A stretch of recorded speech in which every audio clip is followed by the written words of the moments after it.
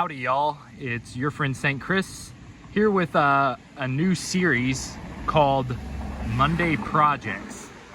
And my Monday projects might concern a couple old videos that I'll lump in as I guess pre-runners to before the series. But on today's Monday project, I made what I call the Deluxe Edition license plate holder or relocation area.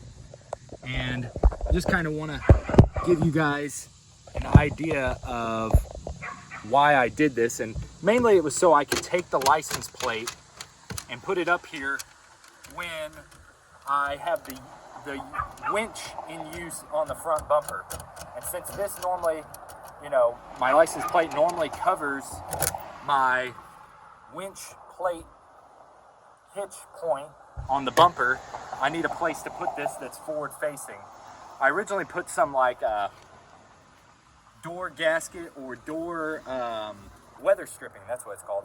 I put some of it on the license plate so I could put it on the dash, but I'm like, it's just a matter of time before that could go very wrong with the wrong kind of police officer.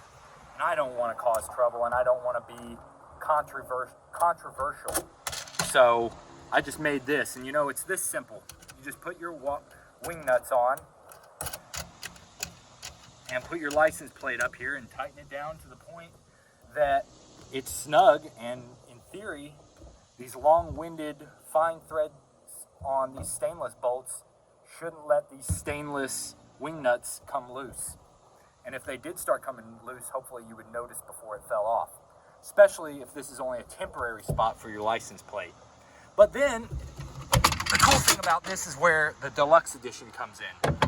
Take your lid off, and then you got all this room for storage for your various lubricants and oils, like transmission, motor oil, blaster, WD-40, diff oil, new oil filter, maybe a U-joint, brake fluid, power steering fluid, all the stuff you would need for some emergency use.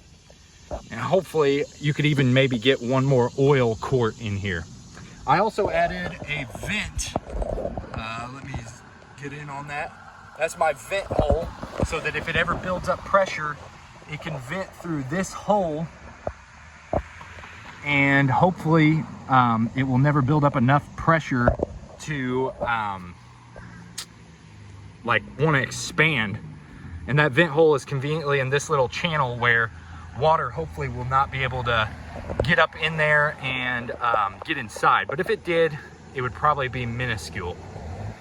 And I might just throw some silica packets in here on top around the oil filter and stuff like that, just to keep the moisture in here kind of sucked down to a minimum. And then I just used U-bolts to suck it down to the roof rack rail. You might have to do something different. This isn't a Jeep Cherokee specific thing, but I specifically did it on my JCR original adventure roof rack. But I just used U-bolts, and then I put neoprene washers or gaskets underneath the metal bar that they give you to suck it down tight to whatever you're clamping to. And that's how I mounted it. It was really simple, not too hard. And then, the beautiful thing about it is it's sealed. The lid has a really strong gasket on it too for the use with ammunition. And really, there you have it. I might ultimately put a lock on the door somehow, just to hold it down, hold it in place somehow. I haven't determined how I'm going to do that yet, but I plan to, and I would advise you probably do the same on yours.